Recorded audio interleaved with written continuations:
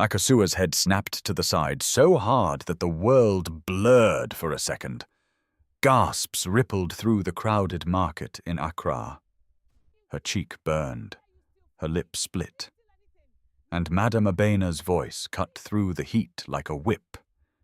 "You shameless beggar," she spat. "You still dare show your face after trying to destroy my son's future." Kojo stood only a few steps away in his polished suit. He did not move. He did not speak. Then, just as Akosua tasted blood and humiliation under 100 staring eyes, a convoy of black luxury vehicles screeched to a halt beside the crowd.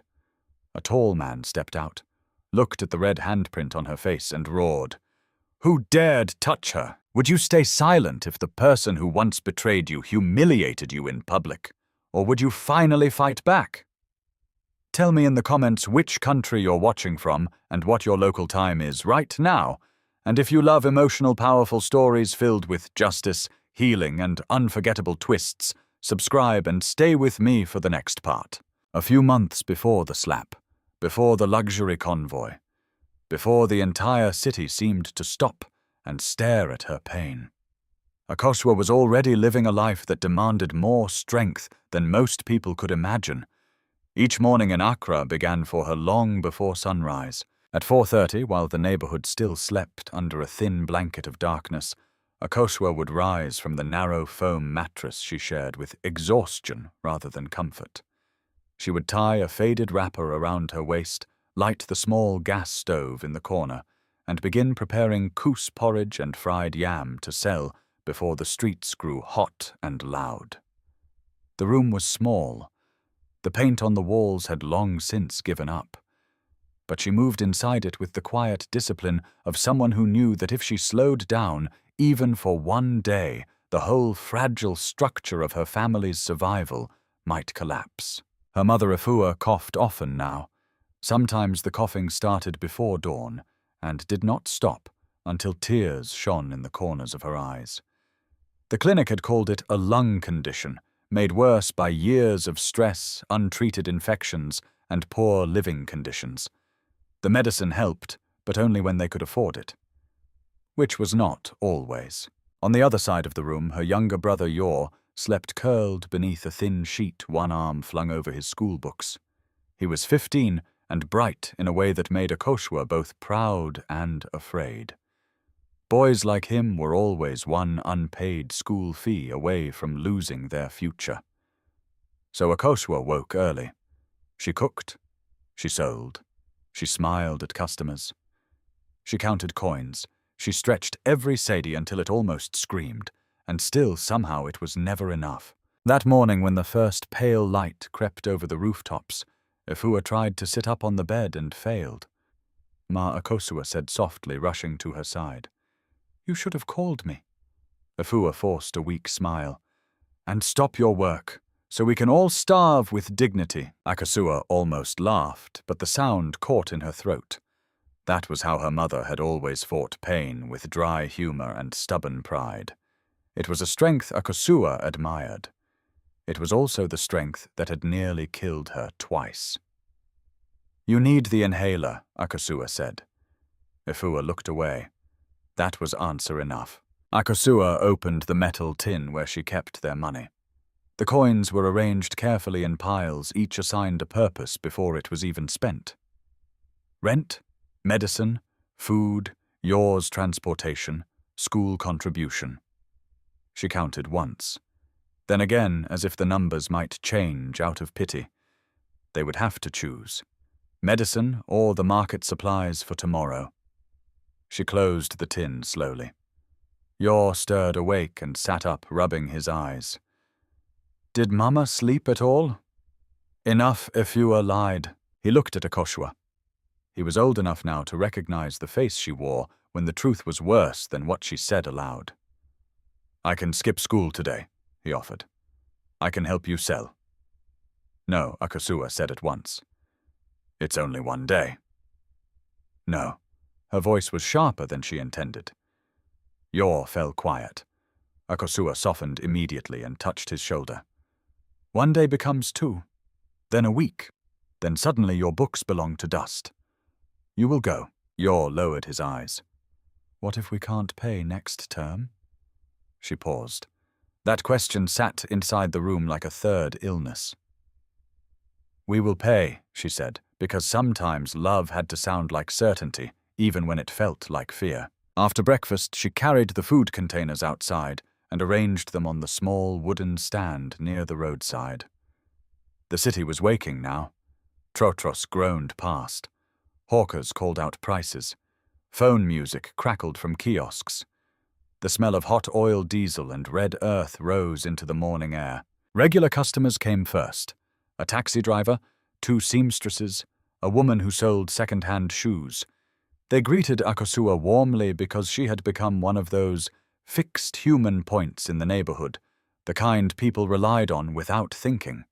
Her food was fresh, her portions were fair, her face, even when tired, was kind. Akosua.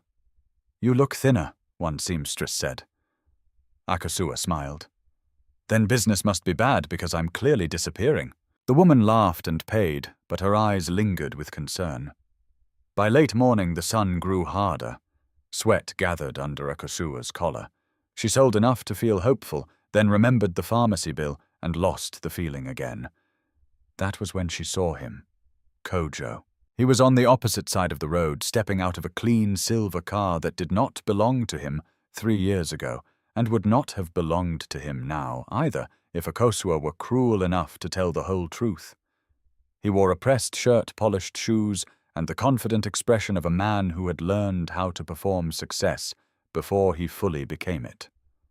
For one suspended second their eyes met.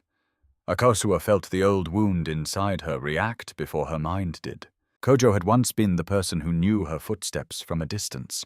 He had once stood in the rain outside her mother's room, promising he would build a life big enough for all of them. He had once taken her hand and said, "When I rise, you rise with me." But promises were cheap in the mouths of ambitious men.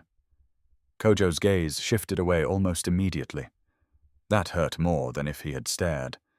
He pretended not to know her, not because he had forgotten, because someone else was with him. A woman stepped out after him, tall and elegant, wearing sunglasses, and a fitted dress that spoke the language of money without raising its voice. Adwoa. Akosua had never officially met her, but she had heard the name in whispers long before she confirmed the truth with her own eyes. Kojo leaned toward Adwoa as she said something. He smiled. That smile used to belong to another life. Yor, who had returned from school earlier than expected because one teacher was absent, followed Akosua's line of sight. Is that him? Akosua did not answer. Yor's jaw tightened. He sees you. Still she said nothing. He sees you and acts like you're nothing. Yor.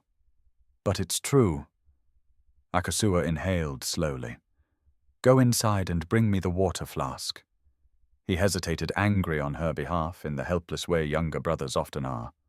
Then he obeyed. Kojo and Adwoa entered a boutique across the street. The silver car remained parked outside like a polished insult. Akosua kept serving customers. Her hands moved automatically, but inside, memory had opened its sharpest drawer. She remembered the first year she and Kojo were together, when he had nothing but plans and desperation. She remembered giving him money she claimed was extra, though it came from skipped meals and longer work hours. She remembered selling her only gold earrings, the ones her late grandmother had left her so Kojo could pay off a supplier and avoid public disgrace. She remembered him crying once, actually crying when he said no one had ever believed in him the way she did. She had believed him then. More than that, she had built around him. And perhaps that had been her first mistake, because some people do not know how to love the hands that lift them. They only learn how to climb. That evening, when the market quieted and she packed away the unsold food, an unfamiliar woman approached her stand. She was older, heavily powdered, with the kind of stiff smile that always meant trouble. You are Akosua. Yes? Akosua looked up carefully. Yes? The woman handed her an envelope. Madame Abena asked me to give you this. The name turned the air colder. Kojo's mother. Akosua wiped her hands before taking the envelope. Inside was a note, short and blunt. "Come tomorrow afternoon. We need to settle what belongs to the past before this family moves forward. Bring whatever items Kojo left with you. Do not create a scene. No greeting, no respect, no signature, just control." Akosua read it twice. Yor, standing nearby, frowned. "What is it?" She folded the note. "Nothing important." He reached for it. She moved it away. "Is it from them?" She did not answer quickly enough. Yor's face darkened. "Don't go." Akosua looked toward the room where her mother lay resting. Then at the coins she had counted. Then at the silver evening sky slowly closing over the neighborhood. If she ignored the message, Madame Abena would not let the past stay buried. Women like her never did. They preferred witnesses. They preferred humiliation with an audience. And if there was one thing Akosua could not afford now, it was another rumor, another stain, another disruption that might cost her customers medicine peace. "I need this finished," she said quietly. Yor shook his head. "People like them never want peace. They want power." The words were too wise for his age. Akosua slipped the note into her wrapper pocket. "Maybe, but I won't spend my whole life running every time they call my name." Inside, however, something uneasy had already begun to grow. Because Kojo had once promised to protect her. And now his family was summoning her like a servant to clean up the evidence of having ever been loved by him at all. That night, long after Yor slept, and Ifua's breathing grew shallow and rhythmic, Akosua sat alone beside the small window, the note resting in her lap. She told herself tomorrow would be simple. A final meeting, a few bitter words, an ending. She did not know she was walking toward a trap. She did not know that by the next day the whole city would seem to gather around her shame. And she did not know that far away a man named Kwabena Mensah was already on his way back into her life, with answers with fury and with a truth bigger than anything she was prepared to face. Akosua barely slept that night. Each time she closed her eyes, she saw Kojo's face across the road again, that polished calm, that deliberate refusal to know her. It should not have hurt any more. She had already buried too much because of him. Too many tears, too much pride, too many versions of herself that had once believed love and loyalty were enough to build a future. And yet pain had a cruel memory. It knew exactly where to return. Before dawn she rose as usual. She washed her face at the basin, tied back her hair, and reached automatically for the cooking pots. Routine was the only mercy available to women like Akosua. It did not ask whether your heart was broken. It simply demanded your hands. By the time the first oil began to hiss in the pan, Ifua was awake, propped weakly against a pillow. The room was still dim lit only by a small bulb, and the blue hint of morning through the curtain. "You were turning all night," her mother said quietly. Akosua did not look up. The heat was bad. Ifua gave her a tired smile. "Do not lie to a woman who gave birth to your face." That almost pulled a laugh from her. "Almost." Akosua kept stirring the porridge. "It's nothing, Ma. It is never nothing when your silence becomes heavier than your footsteps." For a moment the only sound in the room was the soft bubbling of breakfast and the distant bark of a dog outside. Then Ifua coughed again, the dry, harsh kind that seemed to tear at the inside of her chest. Akosua put down the spoon at once and reached for the cup of water. Ifua drank, then leaned back slowly. Was it Kojo? That name spoken so gently still cut. Akosua lowered her eyes. "I saw him yesterday. With the rich girl?" She nodded. Ifua closed her eyes, as if not because the news surprised her, but because the pain of being right was its own kind of wound. "I told myself it would not matter if I saw it with my own eyes," Akosua said after a long silence. "I told myself I had already moved on." but Akosua swallowed. But seeing him act like I was a stranger... She stopped. It made me feel foolish.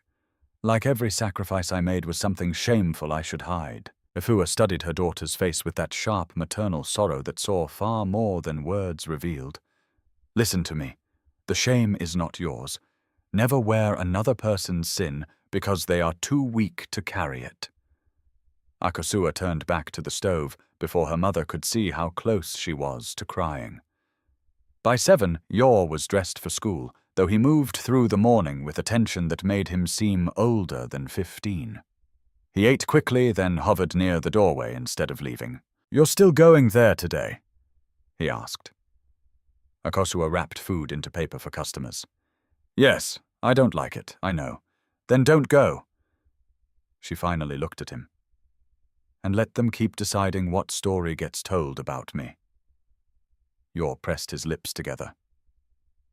"That's not what I mean." "I know what you mean." He was quiet for a second. "Then if they insult you, walk away." Akosua almost smiled at that simple. "No," he admitted. "But it's better than letting them drag you into their dirt." The words stayed with her after he left. It was exactly what Kojo had done. Dragged her into dirt, then stepped aside so people would think she belonged there. The morning trade was slower than usual. Akosua sold what she could, though every time a customer paused too long, she wondered whether they had heard rumors already. In neighborhoods like theirs, information traveled faster than electricity, and with less mercy. Around mid-morning, an older woman named Auntie Isi came to buy porridge, and lingered after paying. "You have not gone to see Kojo's people yet?" she asked casually. Akosua looked up sharply. "Why?" The woman's expression changed at once. "Ah, so the matter has reached you. What matter?" Auntie Essie shifted awkwardly, clearly regretting her loose tongue. "People are talking. That his engagement to Adwoa will be announced soon. That his mother wants everything from the past cleared away." The words landed cold. "Everything from the past," Akosua repeated. Auntie Essie sighed. "My daughter, sometimes rich people do not erase with silence. They erase with spectacle." Akosua's fingers tightened around the ladle. "Who is talking?" she asked. "Market women. Drivers. A cousin of somebody who works for the family." Auntie Essie lowered her voice. "I also heard that Madame Abena has been telling people you still chase Kojo, that you refuse to accept he has moved on." Akosua stared at her. For 1 second, the world narrowed to a single hot point behind her ribs. It was not enough that Kojo had betrayed her. Not enough that he had risen by stepping on her devotion. Now they wanted to make her the villain too. "I have never gone near that woman." She said, her voice low and controlled. "I have never begged that man. I have never stood outside his house. I have never asked him for a coin." "I know," Auntie Essie said quickly. "Those who know you know." But Akosua knew how little that meant when wealth spoke louder than truth. After the woman left, memory came at her harder than before. She remembered the day Kojo first spoke of business. He had arrived at her stand with restless eyes and a cheap notebook full of plans. "It can work," he had told her, flipping through pages with excitement. Imported accessories. Phone covers. Chargers. Small electronics. People always buy what makes them look like they are moving forward. "You sound like a politician?" she had teased. He laughed and caught her hand. "I sound like a man who is tired of being nothing." He had said it with such raw hunger that she had believed every word. At the time, Kojo was still renting one tiny room and borrowing shirts for church. He had charm, yes. He had ambition, certainly. But he also had debts, unpaid supplier arguments, and a talent for dreaming bigger than his pockets allowed. So Akosua had helped him. Not once. Repeatedly. First, it was small amounts. Transport money, food when business was slow, help with phone credit when he needed to call customers. Then came the real sacrifice. A supplier threatened to expose Kojo publicly over a missed payment. If the goods were seized, the little business he was building would die before it lived. Kojo had come to Akosua that evening pale and shaking. "I just need a little time," he had said. "Just 1 week. Once I sell this batch, I can recover." How much, she had asked. The number he named made her chest tighten. It was impossible. At least impossible for anyone who had not been taught from childhood that love often meant bleeding quietly. Akosua had not told her mother. She had not told anyone. The next morning she took her grandmother's earrings, the only gold left in the family, and sold them. When that was still not enough, she borrowed the rest from a neighborhood lender whose kindness lasted exactly until repayment day.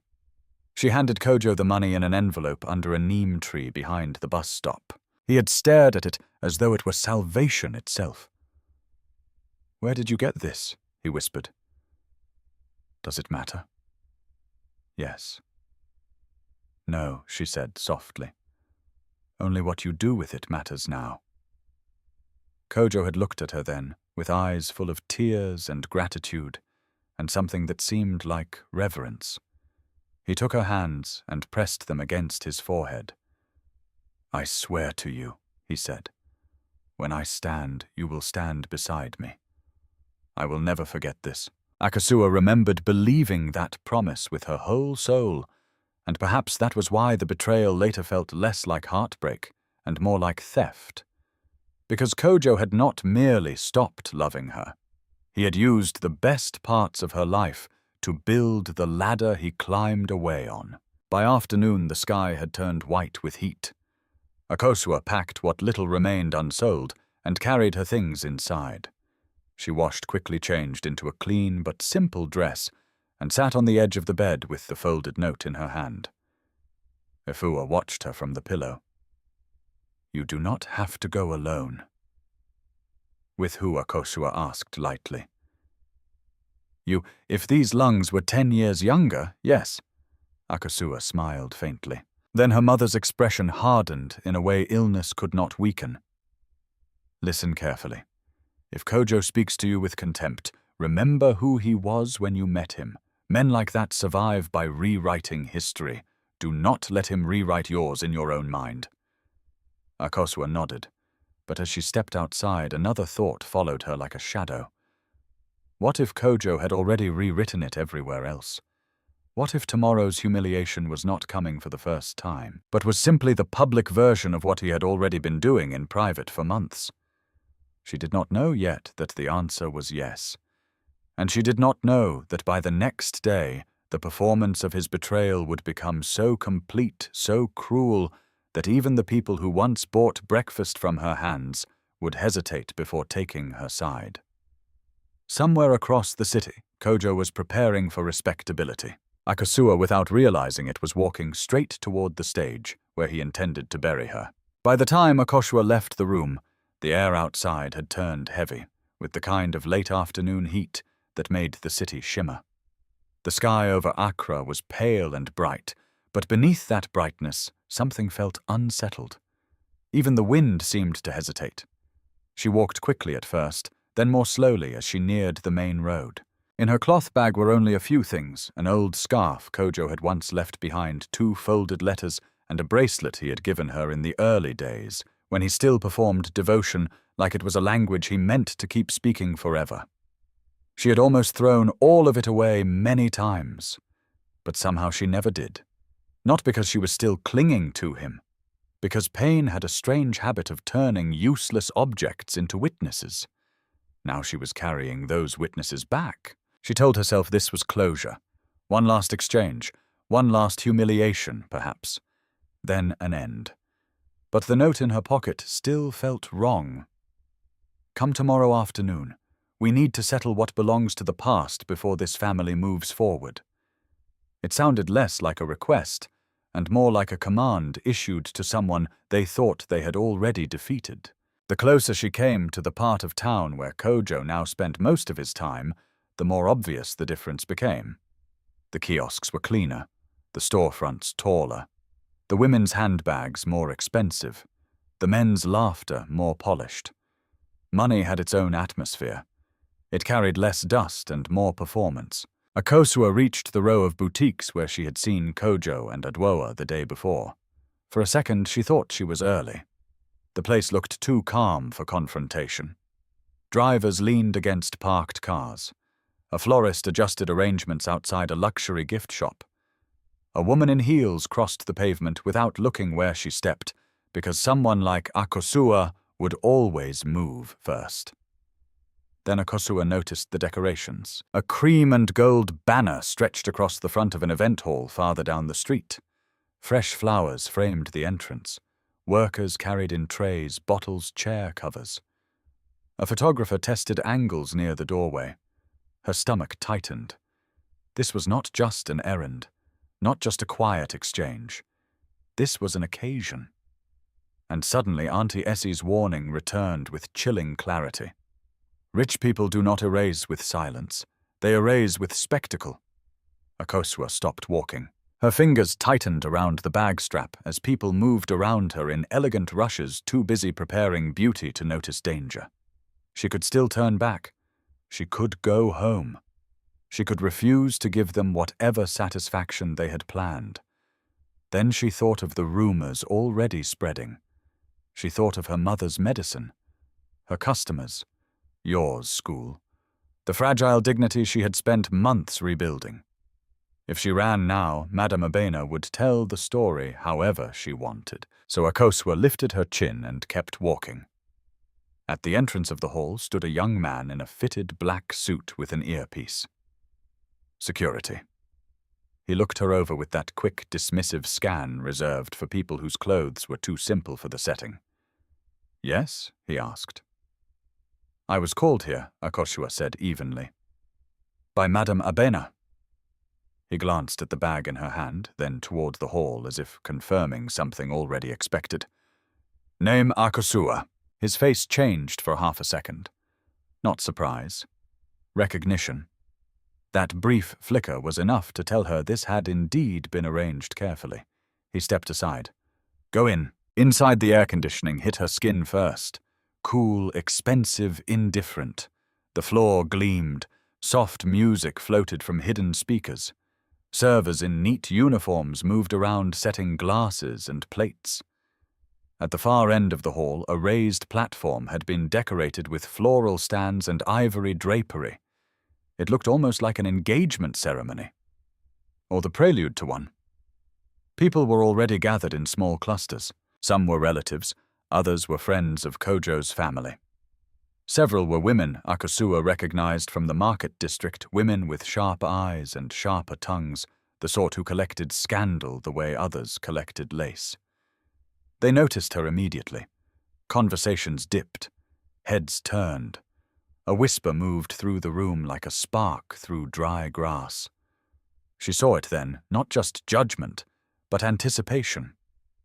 They had not been invited merely to witness a family matter. They had come to see her. Kojo stood near the platform, dressed in a pale suit that fit him too well to have been bought from the roadside stalls he once haunted.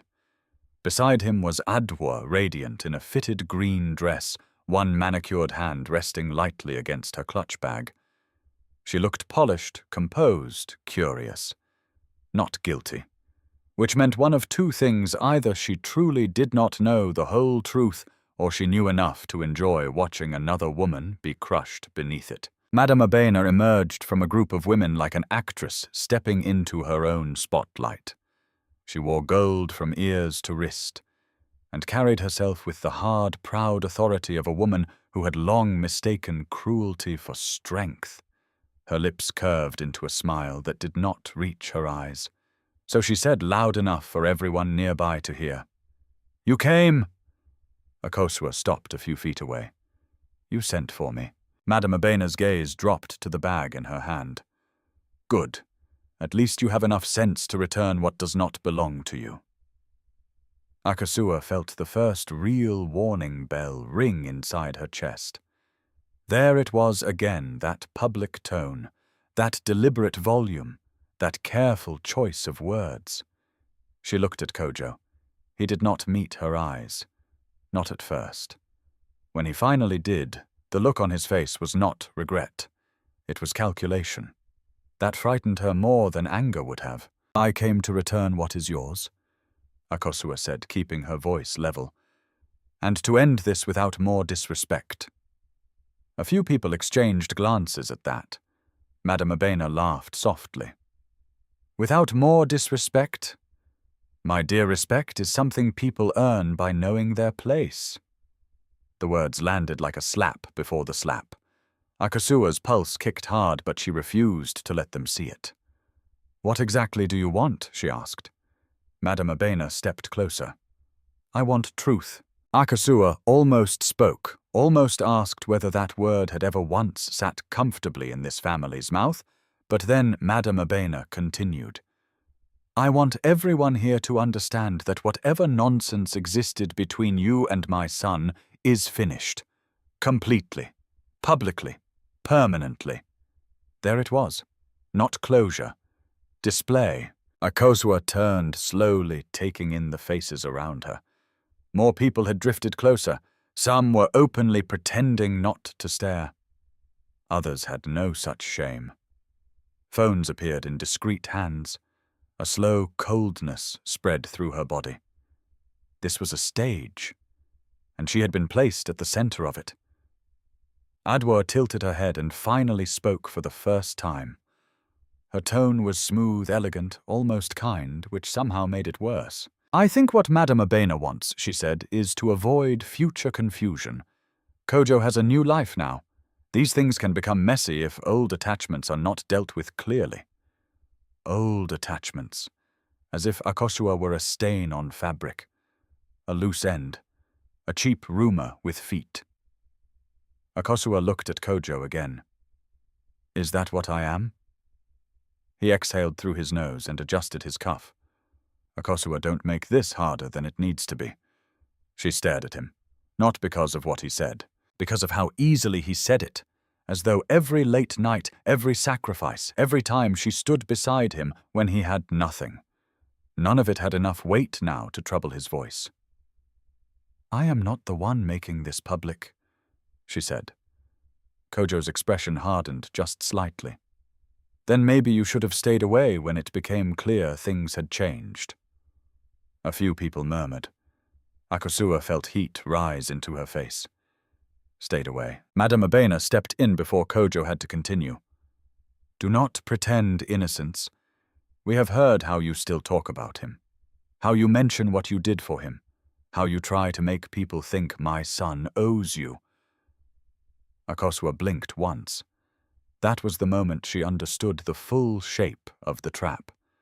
They were not only trying to humiliate her, they were rewriting the past in real time, casting her as the bitter woman who could not let go before she ever had the chance to name what had really happened. "I have never begged your son for anything," she said more sharply now. "Not once." Madame Abena smiled, as though that denial amused her. "No, then why are you here?" "Because you summoned me." "No," Madame Abena said. "You are here because women like you always come when there is one last chance to hold on." The cruelty in that sentence hit deeper because it had been rehearsed. Akosua's hand clenched around the bag. Inside it, the bracelet Kojo had once clasped around her wrist seemed to burn through the cloth. Adwa crossed one arm lightly over her waist and studied Akosua with a new expression. Now not pity, not sympathy, but the detached interest of a woman inspecting the ghost of another woman's humiliation. "I didn't want drama," Adwa said. "But perhaps this is better. Clean. Final." Akosua turned to her. "Did he tell you where his first business money came from?" The question landed harder than she expected. Kojo moved instantly. Enough. Akosua looked at him. Really looked. And for the first time that afternoon she saw something crack through the polish. Fear. Tiny. Fast. But real. Madame Abena noticed it too. Her eyes sharpened. "What is she talking about?" Adwoa asked. Nothing, Kojo said too quickly. Akosua's heart began pounding, not with weakness now, but with the dangerous knowledge that there was still one truth in the room powerful enough to make him stumble. But before she could speak again, Madame Abena lifted one jeweled hand slightly, her face settling into cold control. "Give me the bag," she said. Akosua did not move. Around them the hall seemed to lean closer. The flowers, the cameras, the whispers, the rich cold air. Everything was in place. And Akosua, standing beneath the soft lights of a room prepared for celebration, suddenly understood that she had not walked into the end of a love story. She had walked into the opening scene of her public destruction. Akosua did not hand over the bag. For one long second, she and Madame Abena stood facing each other beneath the white lights of the event hall, while the crowd around them held its breath in greedy silence. The music had been lowered at some point, or maybe it only felt that way because every other sound in the room had sharpened the soft scrape of a chair, the clink of a glass, the whisper of expensive fabric as people shifted closer for a better view. "Give me the bag," Madame Abena repeated. Her voice remained calm, but it was the kind of calm that carried threat inside it, like poison in clear water. Akosua lifted her chin. "I brought back what belongs to the past. I did not come here to be insulted." A low murmur moved through the guests. Madame Abena let out a short laugh and looked around the room as if sharing a private joke with witnesses she had carefully selected. "Insulted, listen to her. After everything she has done, she still wants dignity." The words landed exactly as intended. Akosua saw it on the faces nearest her. Curiosity becoming judgment, judgment becoming appetite. Kojo finally stepped forward, one hand in his trouser pocket, the other adjusting his cufflink as though this were merely an inconvenient conversation delaying more important people. "Akosua," he said with false patience, "let us not turn this into something ugly." Something inside her went very still. Ugly. He said it as though ugliness had entered the room with her, not with the lies hanging from every decorated wall. She looked at him steadily. "You invited a crowd before speaking to me. It was ugly before I arrived." A few heads turned toward Kojo. He did not like that. His jaw tightened, then relaxed again. "No one invited a crowd for you. This is a family event. If you choose to behave dramatically, that is on you." There it was. The first clean twist of the knife. Not just betrayal. Performance. Akosua felt heat rush through her body, but she refused to let it break her voice. "Then why send for me today? Why here?" Madame Abena answered before Kojo could. "Because decency requires witnesses when someone refuses to let go." Adwoa stood beside Kojo, elegant and composed, but now a small line had appeared between her brows. She was listening more carefully. Not because she cared about Akosua's pain, because the shape of the scene was no longer fully controlled. Akosua looked at her directly. "Did he tell you I paid his debts when he had nothing?" Kojo snapped. "Enough. It came too fast, too sharp. The room reacted. Nothing dramatic, just a tiny shift in temperature." A pause, the first hairline crack in the version of events they had prepared. Madame Abena stepped forward again, eyes blazing. "You see?" she said to the room. "This is what she does. Always trying to trap my son with stories. Always pretending she built the life he earned." Akosua stared at her. Pretending. The word escaped before she could stop it. Not loud, not wild, wounded. Madame Abena heard the wound and struck harder. "Yes. Pretending. My son worked for what he has. He did not rise because of some market girl who thought feeding him twice made her his owner."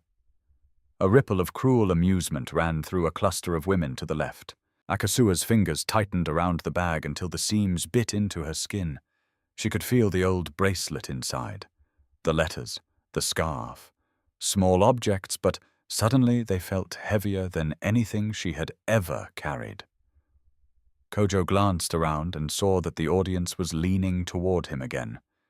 Emboldened, he took another step forward. "You should have moved on a long time ago," he said. "I tried to be kind. Akosua almost laughed. Kind. This from a man who had accepted her money, her labor, her loyalty, her silence, and now wanted her memory erased so cleanly that even the truth would sound like begging. You tried to be kind, she repeated. Kojo dropped his voice into that dangerous softness men use when they want to sound reasonable while doing violence with words. I did not expose you. I did not tell anyone how unstable you became after we ended. I tried to protect your dignity. Akosua actually took a step back, not because she was intimidated, because for a second she could not believe what she had heard. He was not simply denying the past. He was inventing a new one. Around them, several guests exchanged looks. Phones rose higher now, no longer hidden. Madame Abena folded her arms. Say what you came to say. Return what belongs to this family, and leave before you disgrace yourself further. Disgrace yourself further, as if the disgrace were hers, as if it had not been arranged, decorated, catered. Akosua's heart pounded so hard she could hear it in her ears. She knew she should walk away.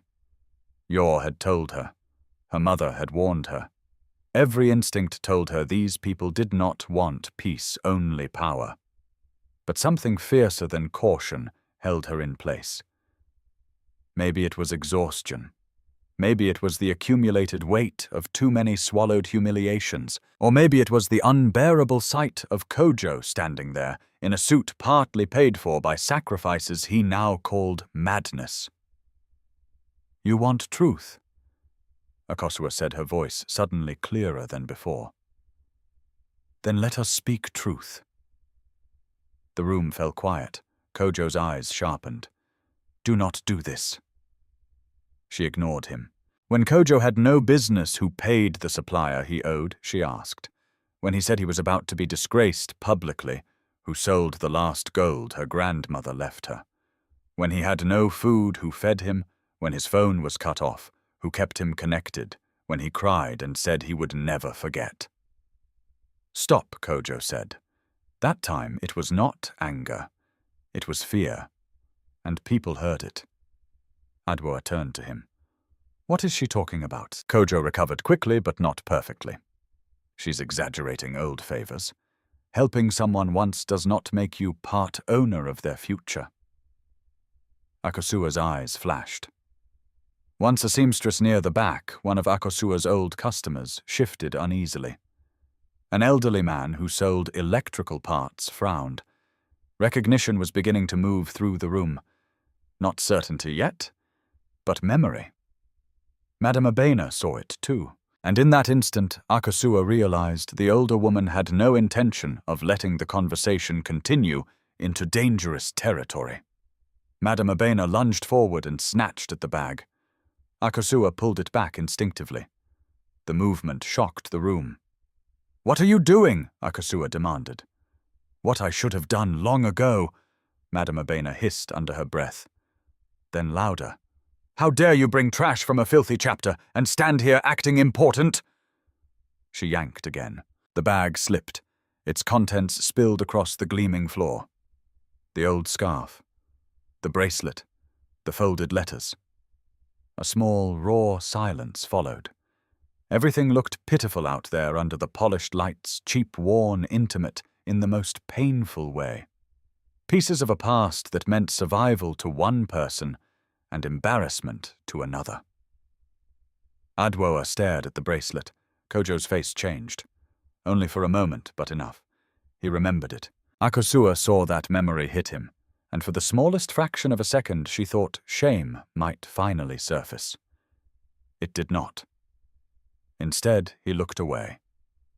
Madame Abena bent, snatched up one of the letters, and unfolded it before Akosua could stop her. Don't, Akosua said sharply, stepping forward. Madame Abena read enough to understand what it was, Kojo's handwriting. Old promises, old dependence, old tenderness that would look terribly inconvenient in front of his new world. That should have been the moment truth began breaking through. Instead, Madame Abena tore the letter in half. Gasps rose around the room. Then she tore it again. Akosua froze. Something in her face changed, then not just hurt, but disbelief so deep it almost looked blank. That letter was not valuable in money. It was worse. It was proof that her suffering had once been witnessed by the man now pretending she had imagined it all. Madame Abena dropped the torn pieces to the floor. "Let the dead stay dead," she said coldly. Akosua stared at the paper fragments near her shoes. Kojo said nothing. Not one word. Not "Mother, stop." Not "That's enough." Not even the empty mercy of embarrassment. And that was when the last illusion died. Not the illusion that Kojo loved her. That had died months ago. The illusion that some human decency still remained in him. Akosua bent slowly to gather what she could. Her hands shook despite every effort to steady them. A woman nearby whispered not quietly enough. So she really kept his letters. Another replied, "These girls always think a few gifts make them wives." Akosua heard them. Every word. She rose with the torn paper still in her hand and looked straight at Kojo. "You were not poor when I met you," she said, voice trembling with controlled fury. "You were hungry. There is a difference. Poverty can be survived. Hunger like yours eats other people." The room went dead still. Kojo's face darkened. "Leave." "No." The word surprised even her. Madame Abena stepped closer, so close Akosua could smell expensive perfume over old bitterness. "You insolent girl. After all the mercy we have shown you—" "Mercy," Akosua snapped. That was the first time her voice truly rose. The room reacted like something had finally been lit. "You call this mercy?" she demanded. "Calling me here to lie about me, letting strangers stare while you destroy what your son wrote with his own hand, turning theft into respectability and sacrifice into shame." Kojo moved quickly, then not to defend her, but to contain her. "Stop speaking like a madwoman," he said through clenched teeth. The word hit harder than a fist. Akosua's eyes widened. For a second the whole room seemed to tilt. Madwoman. So that was the story now. Not loyal, not used, not betrayed, crazy, conveniently crazy. A few people looked at her with fresh suspicion, others with pity, some with excitement because scandal becomes sweeter when a woman can be dismissed as unstable. Madame Abena seized the moment. "You see," she cried, "you all see what my family has endured. She refuses to let go. She keeps coming back. She wants money. Status attention. I came because you summoned me. And now you shout in public like a street beggar." The insult cracked through the hall. Akosua stood trembling, one cheek hot with humiliation that had not yet become violence, but was moving toward it with frightening speed. She saw it in Madame Abena's eyes. That final escalation, that last act needed to seal the story forever. The older woman raised her hand. Akosua barely had time to inhale. The slap exploded across her face. Her head snapped sideways. The room gasped.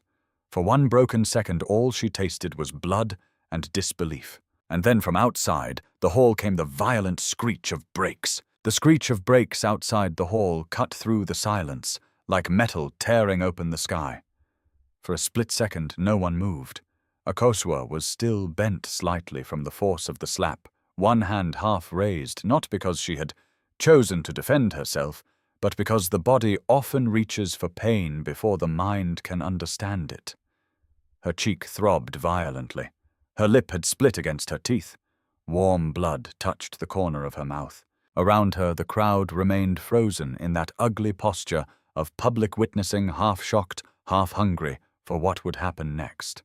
Madame Abena lowered her hand slowly. There was no remorse in her face, only the hard, breathless triumph of a woman who believed she had finally restored order. Kojo took one step forward, then stopped. Not to help Akosua, not even to ask if she was hurt. He looked instead toward the entrance, unsettled by the interruption, irritated that the scene he had helped orchestrate was no longer fully under his control.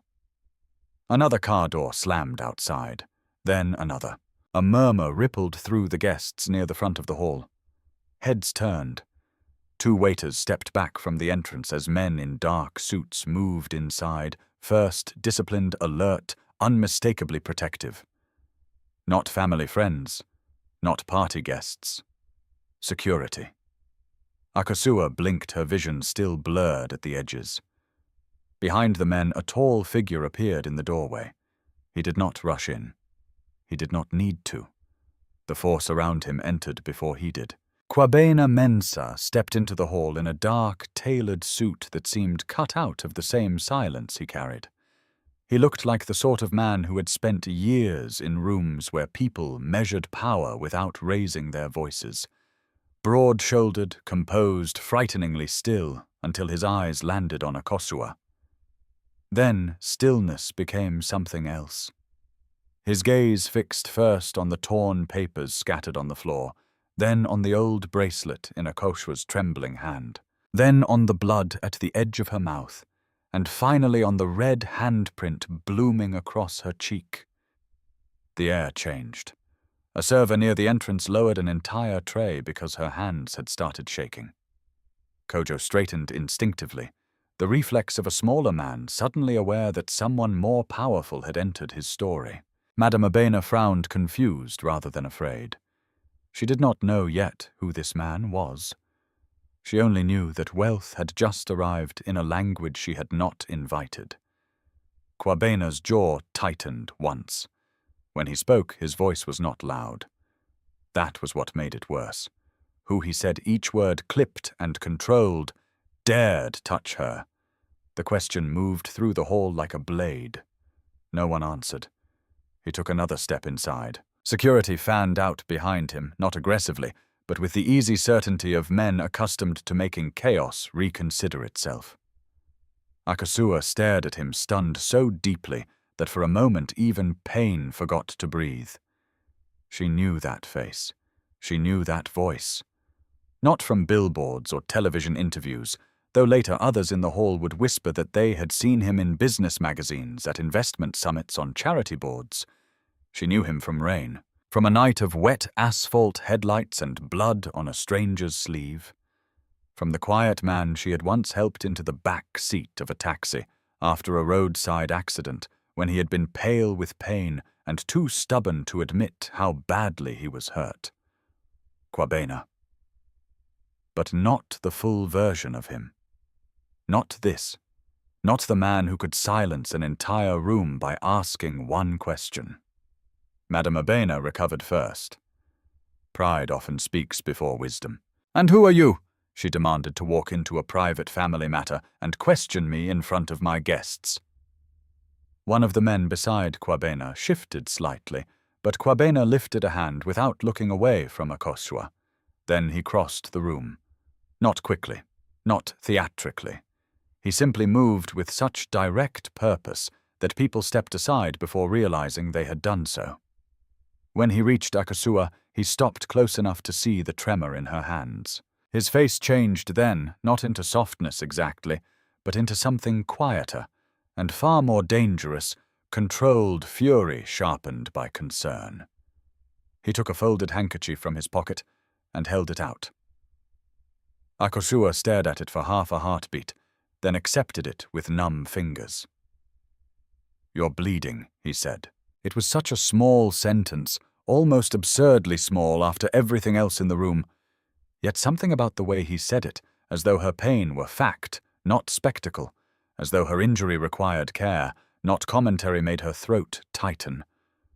"I'm fine," she whispered automatically. Kwabena looked at the mark on her face again. "No, you are not." Those words reached further than the slap had. Kojo stepped forward at last, forcing a laugh that fooled no one. "I think there's been a misunderstanding." Kwabena turned his head slowly. Only his head. And somehow that made Kojo look even smaller. "A misunderstanding," Kwabena repeated. Kojo adjusted his posture, trying to recover what authority he had lost the moment he was no longer the wealthiest man in the room. "This woman is my former partner. She came here creating trouble during an important family event. Emotions escalated. It's unfortunate, but Kwabena cut him off with one glance. It was not theatrical contempt. It was worse. It was dismissal so complete it looked almost clinical.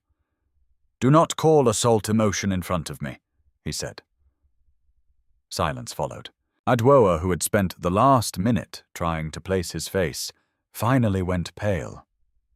She leaned toward Kojo and whispered something harsh and urgent. Kojo's eyes flickered. He knew then that the situation was becoming catastrophic. Madame Abena lifted her chin. "Young man, whatever your status is, you have no right to interfere. This girl has been chasing my son for months. We tried to handle it respectfully. She refused." Akosua closed her eyes briefly. There it was again. The lie polished and offered like truth. Kwabena did not look at Madame Abena immediately. He was still watching Akosua as though measuring whether she could stand. Only when he was satisfied that she would not collapse did he turn. Respectfully, he asked. Madame Abena spread one hand toward the room, toward the flowers, the guests, the expensive setting. We invited her to return old items and move on with dignity. Kwabena's gaze passed over the torn letters on the floor, then the broken expression Akosua was trying not to show, then the phones in several guests' hands. When he spoke again, his voice was colder. "This is what dignity looks like to you." No one moved. Kojo took another chance. "Sir, I don't know what Akosua told you, but she has a history of making things sound worse than they are." Akosua's head turned sharply toward him. History. The word rang with familiar poison. Kwabena heard it too. "A history," he said. Kojo swallowed. "She gets emotional. Attached. She struggles to let go. I didn't want to embarrass her by saying it publicly, but since she has dragged outsiders into this, that is enough." This time Kwabena's voice cracked through the hall like thunder held too long behind closed skies. Kojo stopped. For a second, even the air conditioning seemed louder than anyone's breathing. Kwabena stepped half a pace forward, not enough to invade, but enough to make the distance between truth and consequence feel suddenly very short. "You invited a woman here," he said, "surrounded her with spectators, destroyed her property, called her unstable, and let your mother strike her in public. Then you call that restraint." Kojo opened his mouth, closed it, then tried again. "You don't understand the full context." "You are right," Kwabena said. "I do not yet understand all of it." The yet landed hard. Adwoa drew in a slow breath. She was beginning to understand that the room was tilting away from her too. Not because she had been accused of anything, but because she had attached herself to a man whose version of dignity could not survive scrutiny. Madame Abena, however, still trusted the old weapon of social hierarchy. She took a step forward and looked Akosua up and down with deliberate contempt. "This girl has always aimed above her level," she said. "If she found some rich man to pity her, that is not our concern." Akosua flinched, not outwardly, but inside. She wanted to disappear, not because she was ashamed of Kwabena being there, but because the entire hall now stared at her with a fresh kind of curiosity, less mocking, more dangerous. Why had he come? How did he know her? Why did he care? Questions had replaced laughter, but they still felt like exposure. Kwabena turned toward Madame Abena fully then. "I suggest," he said, "that you choose your next words with great care." Something in the room finally shifted from spectacle to fear. Not panic, not chaos, just fear. The kind born when people realize that the person they thought they were humiliating may not be unprotected after all. Akosua looked up at Kwabena again. "You shouldn't be here," she said quietly. He glanced down at her, and for the first time since entering, the hard edge in his expression softened just enough to reveal something human beneath it. "Akosua," he said low enough that only those closest could hear. "The moment I learned where you were, there was nowhere else I would be." Her breath caught. She had not told him. She had hidden all of this. She had avoided his calls for days, embarrassed by old wounds she could not explain. Yet here he was, not because she had begged, not because she had been rescued by chance, because he had come. Kojo heard that tone between them, and something ugly flashed across his face. Something part jealousy, part fear, part dawning realization that Akosua's humiliation was slipping from his control and transforming into his own. "Who exactly are you to her?" he asked, sharper than before. Kwabena straightened. The hall waited. When he answered, every syllable dropped like a stone into deep water. "I am the man he said she is going to marry." The silence that followed was so complete, it felt like the whole city had leaned in to hear itself shatter. Akosua stared at him. Adwoa's hand fell from her clutch. Kojo actually took a step back. And Madame Abena's face changed at last, not into regret, not yet, but into the first stunned crack of a woman realizing she may have just slapped the wrong future. For one suspended second after Kwabena's words, no one in the hall seemed capable of breathing. "The man she is going to marry." The sentence hung beneath the chandeliers like a verdict. Akosua's fingers tightened around the blood-stained handkerchief in her hand. She heard the words clearly, but they did not enter her all at once. They arrived in fragments. The man she is going to marry. Going to. As if her life had just been pulled forward into a future she had not prepared to face in public. All around her, shock moved through the room in ripples. Aunties who had come for scandal now stared with parted lips. Waiters stood too still. A young cousin near the back lowered her phone, then quickly raised it again. Several guests whispered Kwabena's name to each other, each whisper more urgent than the last. "That's Mensa. The Mensa Kwabena. Mensa from Mensa Holdings. No, it can't be." But it was. Adwoa was the first to fully understand what had just happened. Her face lost its color. She turned slowly toward Kojo, studying him. Not as a fiancé studies the man beside her, but as an investor studies a collapsing deal. "You know him," she said. It was not a question. Kojo's mouth opened, then shut. His polished composure, the one he wore like another tailored garment, had begun to split at the seams. "I know of him," he said at last. Adwoa laughed once, a soft, bitter sound. "Of course you do." Madame Abena, however, was not ready to surrender the room. Pride had carried her too far for retreat to come gracefully. She lifted her chin and forced a brittle smile. "Anyone can make a grand entrance and claim anything. We live in an age of performance." Kwabena turned toward her with a calm so cold it was almost merciful. "You think I came here to perform?" Madame Abena folded her arms. "I think men with money like dramatic gestures. It makes women forget their place." Akosua felt the old humiliation flare again, but now it collided with something else, an unease far sharper than she expected. Because however protective Kwabena sounded, however steady his presence felt, the truth remained, they were not actually engaged. Not formally, not publicly, not in the way the room now understood. There had been something growing between them. Yes, something real, quiet conversations, care. A patience she did not yet know how to trust without fear. But there had been no public declaration, no ring, no announcement. What he had just said was both salvation and danger. He was protecting her, and if the room pushed back, he would have to reveal more than either of them had planned.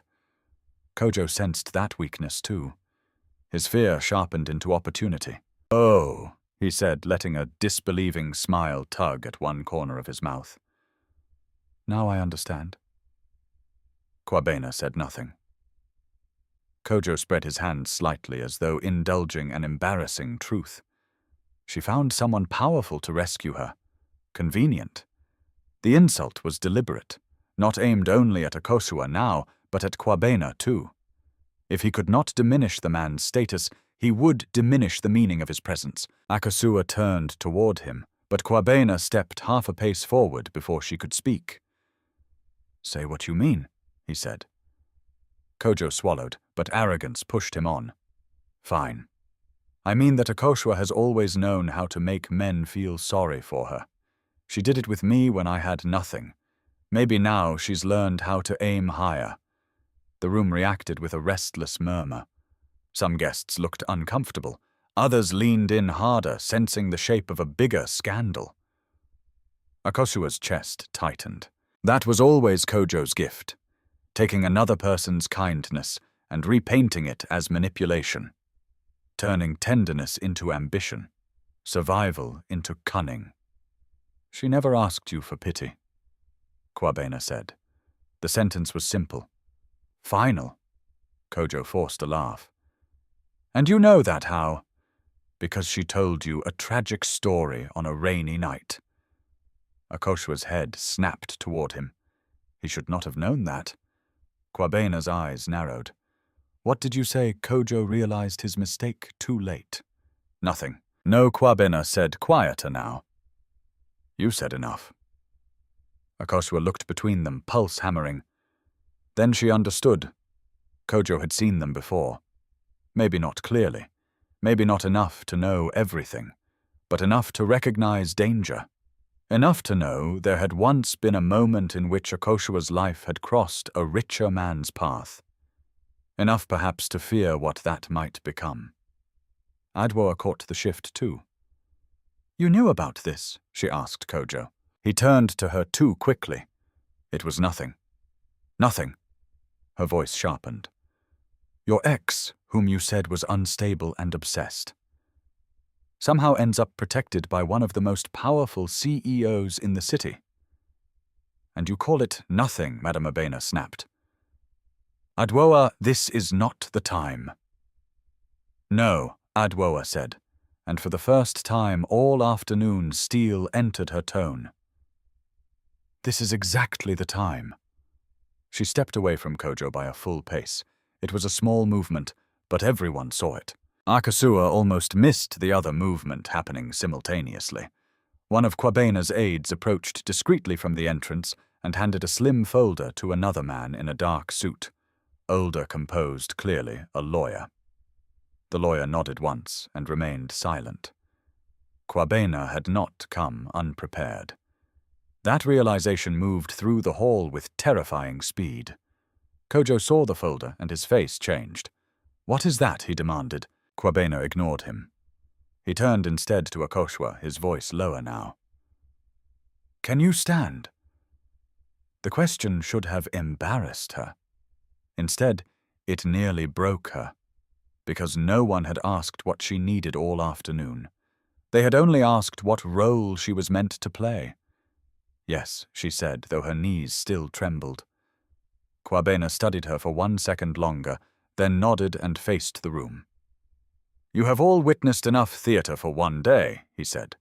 "Now you will hear facts." Madame Abena gave a sharp, mocking laugh.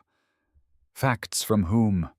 "From the girl who kept torn love letters like they were title deeds."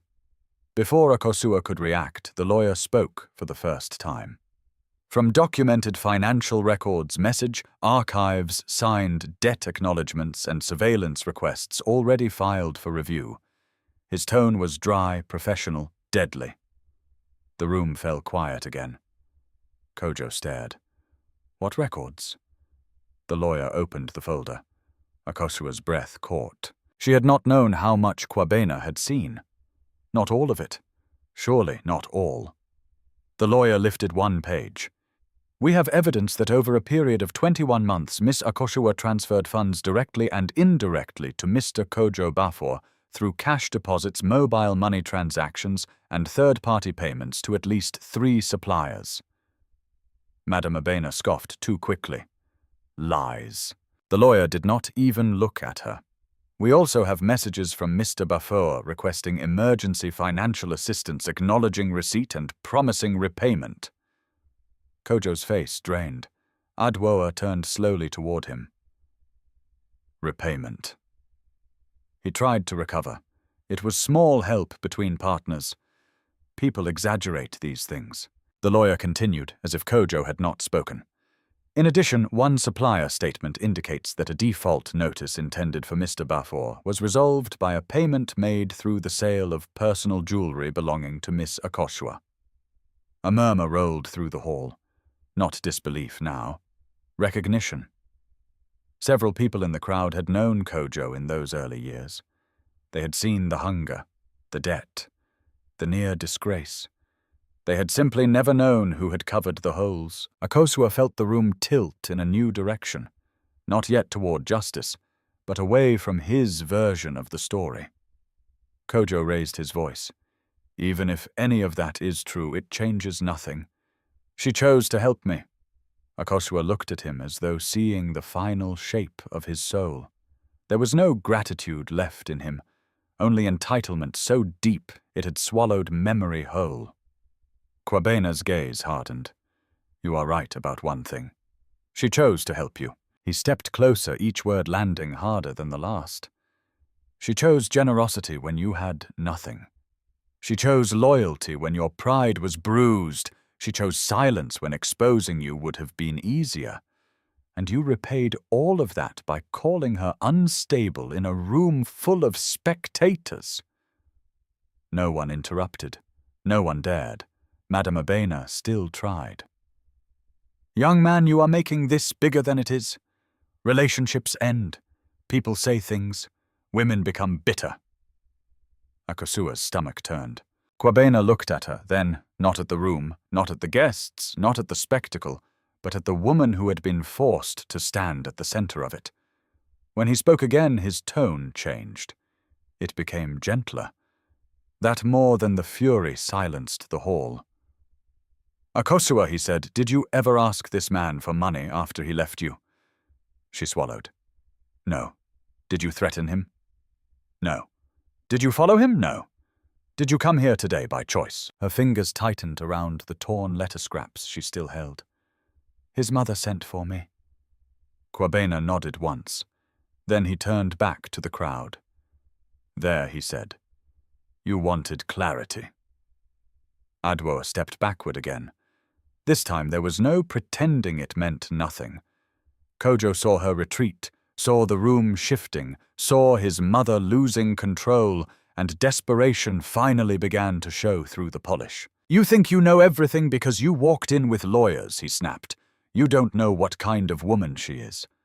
Akosua's eyes flashed, not with tears now, but with something much colder. And for the first time all afternoon, she realized Kojo was afraid, not because she might beg, but because she might speak. Kojo had spent months, perhaps longer, building his new life on one central assumption that Akosua would remain silent. Not because she was weak. He had always known she was stronger than most people he had ever met. But strength and silence often lived in the same women the women raised to protect family dignity, to endure shame without scattering it into the street to carry betrayal privately so the people they loved would not bleed with them. He had counted on that. He had counted on Akosua protecting her mother from stress. He had counted on Yor being too young to fight. He had counted on poverty making her cautious. He had counted on her decency outlasting his lies. Now, standing under the bright lights of the hall, while Kwabena's lawyer held documents that turned old whispers into hard evidence, Kojo realized the calculation had gone wrong. Not because Akosua had become cruel, because she was no longer alone. You don't know what kind of woman she is. Kojo repeated louder this time, trying to reclaim the room through force, if he could not, through charm. His voice cracked just enough for those closest to hear it. Akosua noticed. So did Adwa. Kwabena said nothing. He simply looked at Kojo, the way one might look at a man digging deeper after he had already hit the bottom of his own grave. What kind of woman am I? Akosua asked. Her voice was quiet. That made everyone listen harder. Kojo turned toward her, seizing the chance to shift the spotlight back where he wanted it. A woman who keeps score. A woman who gives help then uses it like a chain. A woman who wants the whole world to think she built me. Akosua stared at him with a steadiness that unsettled even herself. A few minutes earlier, she had been shaking from humiliation. Now something sharper had taken over. Not hatred, not revenge exactly. Clarity. She had spent too long grieving the man Kojo had pretended to be. Now the costume was gone. What remained was smaller Mina, and far more ordinary than the love she had once mourned. "No," she said. "I am the woman who fed you when you lied that you had already eaten. I am the woman who covered your debts so men would not drag your name through the market. I am the woman who listened to your promises while you were already planning which richer hand to hold next." The room tightened around the words. Kojo's nostrils flared. "You always make yourself sound holy." Akosua's eyes did not leave his. "And you always mistake gratitude for humiliation." A few guests shifted visibly now. The tide was no longer merely turning, it was choosing a direction. People who had once laughed behind their hands avoided looking directly at Akosua. People who had enjoyed the scene as entertainment were beginning to feel the first chill of complicity. Adwoa folded her arms across her waist, but not in elegance now. In restraint. "Kojo," she said slowly, "answer clearly. Did she pay your supplier?"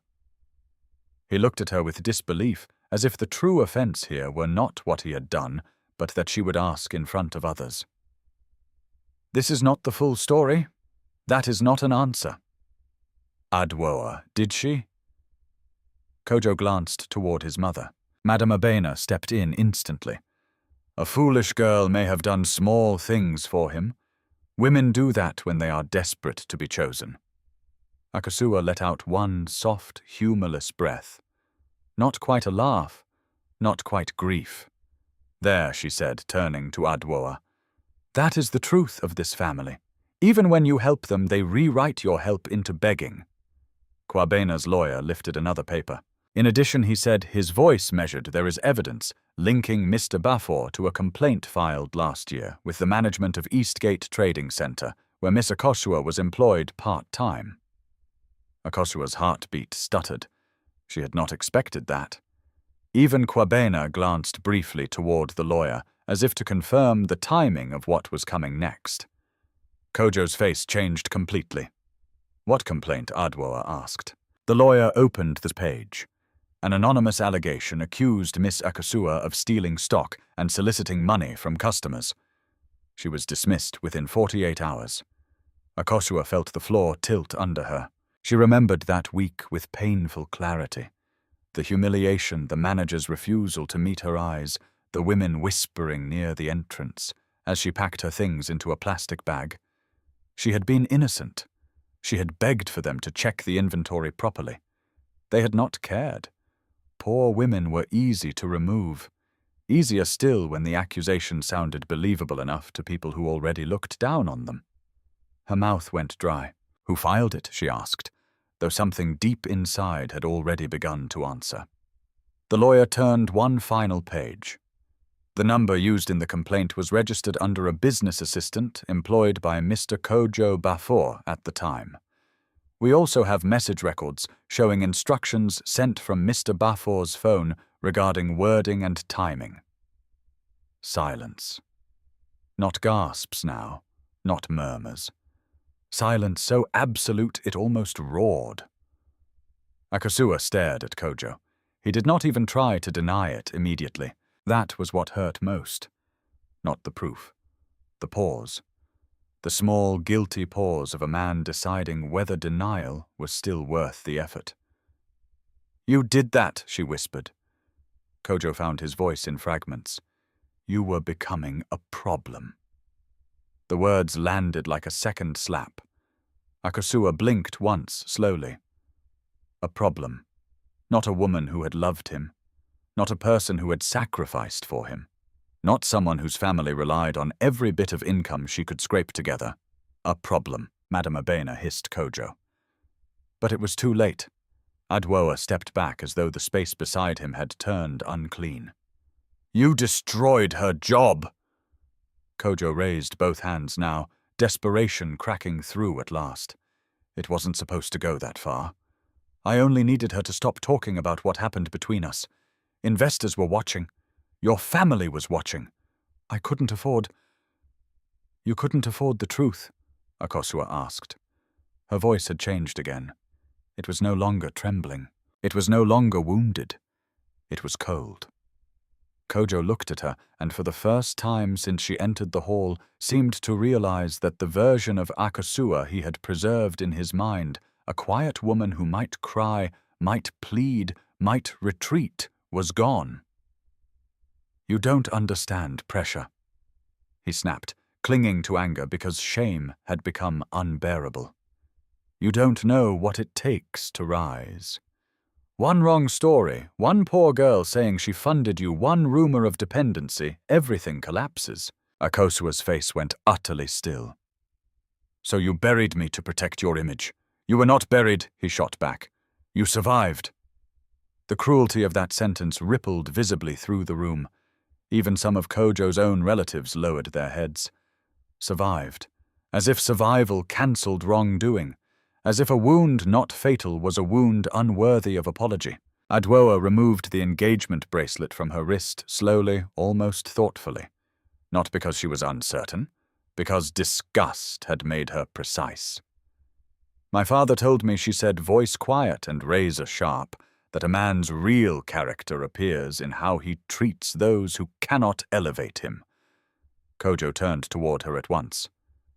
Adwoa, listen to me! No. She held up the bracelet between two fingers. You lied to me. About her. About yourself. About your business. If this is how you handle debt, love, and shame, then I do not want to learn what you call loyalty. She let the bracelet fall onto a nearby table. The tiny metallic sound echoed louder than it should have. Madame Abena moved toward her in alarm. My daughter, don't let outsiders poison. I am not your daughter, Adwoa said, and the controlled contempt in her voice sliced clean through the older woman's authority. And no one had to poison anything. You did that yourselves. Several guests, sensing the collapse, began subtly stepping away from Kojo and his mother. Allegiances in public disgrace moved faster than wildfire. The same people who had leaned in to enjoy Akosua's humiliation now drifted toward safer distance, already preparing the version of the story in which they had never truly been on the wrong side. Auntie Essie, who had hovered near the back in horrified silence, finally stepped forward. I knew that girl could not have stolen, she said, not loudly, but enough. I said it then. Another woman nodded. She fed half this neighborhood on credit during hard months. A man near the floral arch added Kojo was nearly finished once. Everybody knows he came back suddenly. Each sentence was small on its own. Together they formed a wall. Not enough to erase what had happened to Akosua, but enough to keep the lie from standing any longer. Kojo looked around wildly now, as if the room itself had betrayed him. So this is it, he demanded. All of you act righteous now. Where were these speeches when I was struggling? Akosua answered before anyone else could. We were beneath you then too, she said. You just needed us more. He stared at her, and something inside him broke not into remorse but into panic. He stepped toward her suddenly. Akosua, tell them you never meant for this to go so far. Tell them we can settle this privately. There it was, the plea. Not for forgiveness, for containment. Kwabena moved instantly, placing himself between them with effortless finality. You will not come near her again, he said. Kojo stopped short. The security men had not moved much throughout the confrontation, but now their presence felt closer, heavier, more specific. Madame Abena looked from the shifting crowd to Adwoa's rejection, to the lawyer's folder, to the cold face of Kwabena Mensah, and at last the full shape of disaster reached her. Not just social embarrassment, not just a broken engagement. Exposure. Consequences. A future that would no longer obey her version of events. Her shoulders sagged for a fraction of a second before pride forced them upright again. But Akosua saw it. The crack. For the first time all afternoon, Madame Abena was afraid. And Kojo, who had called her unstable, who had let his mother strike her, who had destroyed her job because truth threatened his rise, stood in the center of the hall, looking smaller than the torn scraps at her feet. The audience he had wanted was still there. Only now they were watching his ruin. The hall did not empty immediately. People rarely left the scene of a collapse while there was still warmth in the wreckage. They stayed in clusters at the edges, pretending concern, pretending surprise, pretending they had not come eager to witness Akosua's humiliation in the first place. Some whispered into phones. Some stood rigid with embarrassment, as though silence might erase the expressions they had worn only minutes earlier. Others simply watched because public downfall had its own cruel magnetism. But for Akosua, the room had already changed beyond recognition. The chandeliers still glowed. The flowers still stood in careful arrangements. The polished floor still reflected expensive shoes and broken pride. Yet none of it looked the same now. A few minutes earlier, this had been a stage built for her destruction. Now it felt like the exposed inside of a lie. She stood very still, the blood on her lip drying her cheek, still burning her pulse, still uneven. Across from her, Kojo looked as though the walls had begun to move inward. Madame Abena, who had entered the day, draped in authority, now seemed to be holding herself upright through force of arrogance alone. Adwoa had already stepped farther away, one hand pressed lightly against her abdomen, as if disgust had made her physically ill. Her eyes never returned to Kojo with affection, only calculation, a closing account. Kwabena turned to Akosua first. "Do you need to sit down?" he asked. Again, the gentleness in that question hurt more than the cruelty around it, because all afternoon she had been treated like a rumor, a burden, a stain. And he kept speaking to her as if she were a person. Akosua shook her head. "If I sit now, I may not stand again." He studied her face for a second, understanding more than she had said. Then he nodded once. "All right." The lawyer beside him spoke quietly. "We should consider leaving. The formal complaints can proceed without staying here longer." That was sensible. Akosua knew it was sensible. "Walk away. Let the law do its work. Let shame and evidence finish what rage did not need to touch." But leaving felt strangely unfinished. Not because she wanted revenge, at least not the hot, theatrical kind. Not anymore. The slap, the torn letter, the revelation about her lost job. Those things had burned through fury and left behind something colder. The truth. And the truth had one final demand. It wanted to be spoken by her, not only about her. Kojo seemed to sense that too. He took one cautious step sideways, trying to recover his footing in a room that no longer trusted him. "Akosua," he said, using her name now with a softness he had denied her all day. "Let's not make this uglier than it already is." The sentence might once have worked. Months ago, perhaps years ago, when she still mistook his lowered voice for sincerity. Now it sounded exactly like what it was. Fear dressed up as reason. Akosua turned toward him slowly. "Uglier," she repeated. Kojo swallowed. "I am saying this for your sake, too." That almost made Kwabena laugh, but the sound never fully came. "For my sake," Akosua said quietly. Kojo spread his hands, appealing to the room, to common sense, to anything that might still reduce consequence. "Whatever happened between us, it is now public. You've been defended. Your reputation is restored. Must we destroy everyone completely?" There it was. Not apology, not remorse, calculation. Akosua looked at him. Really looked, and saw the same hunger she had named earlier. Not hunger for survival, hunger for preservation. The kind that would eat anyone standing between a man and the image he had chosen for himself. "You still don't understand," she said. His brows tightened.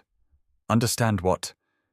That this was never about reputation to me." Kojo's expression shifted, uncertain for the first time. Akosua took a breath, and when she spoke again, her voice carried farther than before.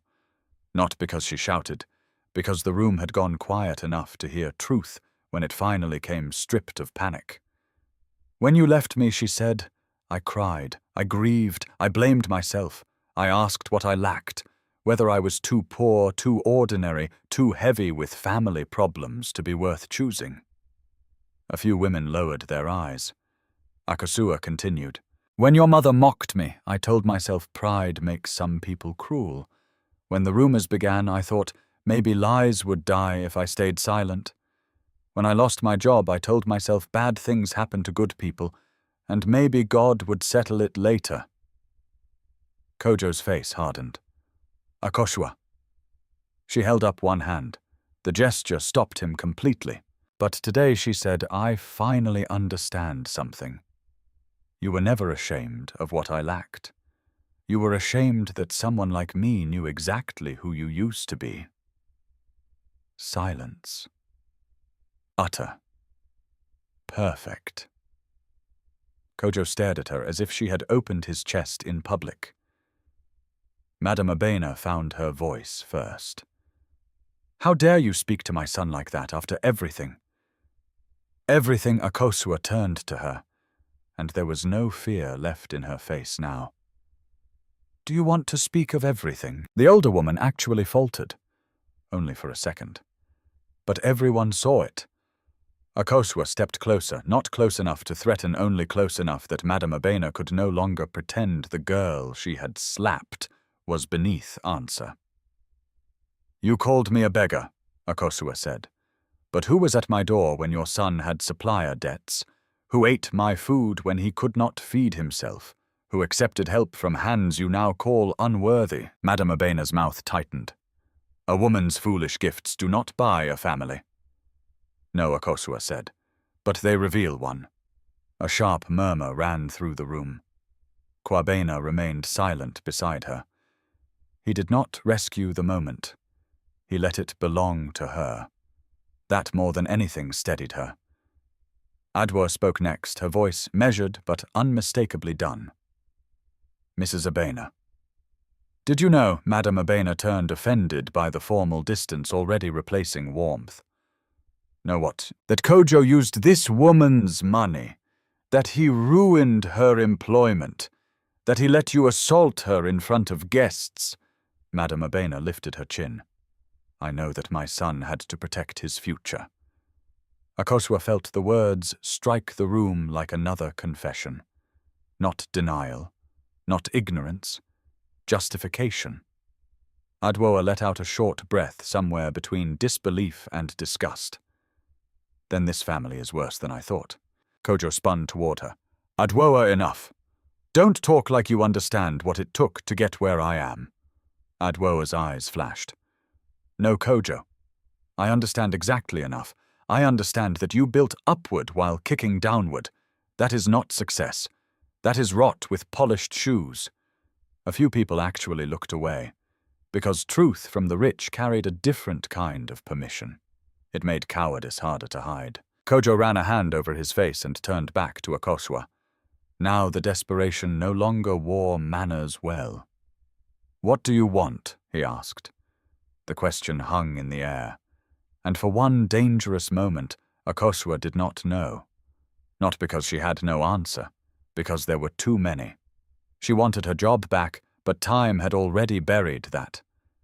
She wanted the months of shame returned, but humiliation did not move backward. She wanted her mother never to know how close their lives had come to breaking because of a lie. She wanted the girl who sold her grandmother's earrings under a neem tree to know she had not been a fool for loving deeply. Most of all, she wanted to stop carrying him. Even now, with his image collapsing, part of the room still treated the situation as if she held the power to spare him, as if women were forever expected to perform mercy for the men who wounded them. Akosua drew a slow breath. "I want nothing from you," she said. Kojo blinked. It was clearly not the answer he had prepared for. She continued, each word clearer than the last. "Not money, Not apology shaped to save face, not promises, not explanations. I wanted truth, but I already have it now. The room has it. Adwoa has it. The law will have it. Madame Abena snapped. So you would drag us through court after all? Akosua looked at her calmly. I will not drag you anywhere. Your own actions have done that. Kwabena's lawyer gave the smallest nod as if acknowledging a decision. Kojo's voice dropped lower, more frantic. Akosua, please? Please. The word startled almost everyone. He had not said it once while she bled. Not once while she was called unstable. Not once while his mother tore her letter to pieces. Only now, when consequence wore a suit and carried documents, did politeness return. Akosua heard the plea and felt something inside her finally loosen, not into softness but release. This then was the last shape of him. Not the dreamer beneath the neem tree. Not the grateful young man who once pressed her hands to his forehead. Not even the polished traitor she had been forced to confront. Just a frightened man discovering that silence had limits. My mother needs peace, Akosua said. My brother needs school fees. My life needs room to breathe without your shadow in it. That is what I want. Kojo stared as if those needs were somehow more devastating than vengeance. Because they were. Vengeance would have kept them tied together. Indifference guided by justice cut the rope. She turned to Kwabena then. I'm ready to go. He looked at her for 1 second, searching perhaps for hesitation, then inclined his head. Good. Madame Abena took a half step forward. You cannot just leave after humiliating my family. Akosua paused and looked back. The sting on her cheek remained. So did the ache in her chest. But neither owned her face anymore. No, she said softly. I am leaving because your family tried to humiliate me and failed. The words did not sound triumphant. They sounded true. And that truth struck harder than any dramatic curse could have. As Kwabena moved beside her and security opened a path toward the exit, the guests parted again. Only this time they were not making room for spectacle. They were making room for dignity. Akosua walked through them with her back, straight torn letter pieces still in one hand, the borrowed handkerchief in the other. Behind her, Kojo called her name once. She did not turn. Because some endings are not sealed by what you say. They are sealed by finally refusing to look back. 3 months after the slap in the hall, Accra looked different to Akosua. Not because the city had changed, because she had. The same roads still swelled with traffic before dusk. The same market women still argued over tomatoes, oil, and cassava prices as if each negotiation were a battle for national honor. The same trotro mates still shouted destinations from open doors. The same red dust still gathered at the edges of gutters after long, dry afternoons. But Akosua no longer moved through the city as if apologizing for taking up space. That was the first miracle. The second was quieter. Her mother Efua was breathing better. Not perfectly. Not in the dramatic way stories sometimes lie about healing. There were still hard mornings. Still medicine schedules pinned to the wall. Still follow-up visits and cautious instructions from doctors. But the fear that had once sat permanently in their room, the fear that one bad week, one missed refill, one late payment could take her away, had loosened its grip. Yor had returned fully to school, not half in and half out, not studying with one eye on unpaid fees and the other on his mother's cough. Fully. He walked straighter now, laughed more easily, and though he tried to hide it, he had begun speaking about university as if it were a real destination instead of a dangerous dream. The third miracle was the strangest of all. Peace did not arrive like thunder. It arrived in routines, in a kitchen no longer ruled by panic, in medicine bought on time, in sleep that came without sudden jolts of humiliation, in the absence of Kojo's shadow. The legal process had begun after the incident at the hall. Kwabena's lawyer had handled most of it with a precision Akosua still found difficult to imagine. Complaints were filed, statements were gathered. The matter of the false accusation tied to her lost job was reopened. The assault in the hall had not vanished into gossip the way Madame Abena probably expected it would. Too many witnesses, too many recordings, too much evidence.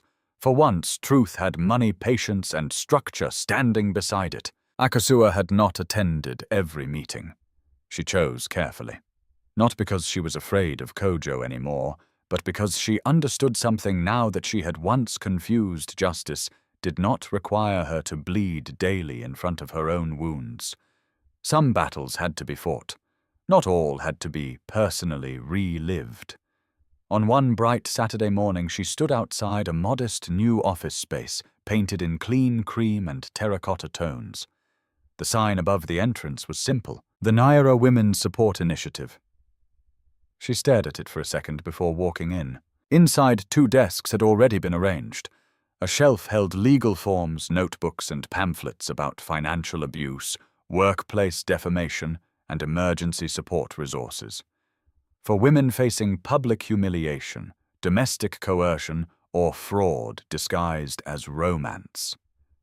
There was a small waiting area with 6 chairs, a kettle in the corner, a framed woven cloth pattern on the wall that Afua had insisted the space needed so it won't look like sorrow lives here. Akosua smiled at that thought. This had begun as an idea spoken softly between her and Kwabena one evening after the first wave of court filings was complete. He had asked, "When all this settles, what do you want to build?" No one had asked her that before. Not what do you need? Not what did he take? Not what are you owed? What do you want to build? She had answered without planning to. A place where women do not have to prove they are respectable before someone helps them. Kwabena had gone quiet for a moment. Then he said, "Ud, let's build that." He did not say, "I will build it for you." He did not say, "I will rescue you with it." He did not turn her pain into one more reason to control the shape of her future. He simply opened doors she could walk through on her own feet. Now the office existed. Small, real, enough. A volunteer named Senna was arranging folders when Akosua entered. She looked up with a grin. "You're early." Akosua laughed softly. "I'm trying to look like a woman who owns an office." Senna tilted her head. "You do own an office?" That still startled her. Ownership had once seemed like a language meant for other people. Around noon, Kwabena arrived without ceremony, wearing a navy shirt with the sleeves folded once at the forearms. No cameras, no public relations team, no attempt to make the place look like his project. He carried food from a nearby restaurant and set the bags on the desk. "You forgot to eat again," he said. Akosua raised a brow.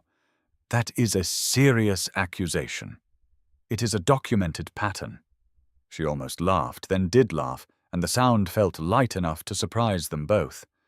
That was another change. Around Kwabena, she no longer felt the sharp panic of being seen in her weakness. She still had moments of uncertainty, of course. Old wounds did not vanish simply because a good man appeared. Sometimes kindness frightened her more than cruelty had, because cruelty was familiar and kindness required trust. But Kwabena never rushed her healing, never demanded gratitude shaped like surrender, never treated her scars as proof she should settle for less. He respected her boundaries in the same steady way he respected her mind. That was why she had come to love him. Not on the day he defended her, not because he arrived in power when she needed protection, but because after the noise, after the legal meetings, after the anger and public exposure, he remained gentle without becoming weak, strong without becoming controlling, and present without making her feel owned. That evening, after the office opening ended, Akosua returned home to find Afua sitting outside with a light shawl over her shoulders, watching Yor argue cheerfully with a neighbor over a football result. "You're smiling before you reach the gate," Afua observed. Akosua sat beside her. "Is that suspicious?" "It is rare." So yes. They both smiled. For a while they watched Yor talk with all the confidence of a boy whose future had begun to return to him. Then Afua said quietly, "He came today, didn't he?" Akosua knew immediately who she meant. "Yes." Afua nodded, looking ahead. "He loves you." Akosua's throat tightened a little. "I know. And do you love him?" The question settled gently between them. Akosua looked down at her hands. The old fear was still there somewhere that loving openly again might one day make her small in somebody else's story. But when she pictured Kwabena, she did not feel small. She felt safe. She felt challenged. She felt seen. She felt free. "Yes," she said. Afua smiled slowly, a tired but beautiful smile. "Then this time do not love like a woman asking permission to stay. Love like a woman who knows she can leave and is still chosen." Akosua turned her head, stunned by the wisdom and the ache inside that sentence. Before she could answer, Yor came running toward them. "He's here," he said, breathless and grinning too hard to be neutral. "Who?" Yor gave her a look. "Sister, please? Not every man who arrives in a black car is mystery."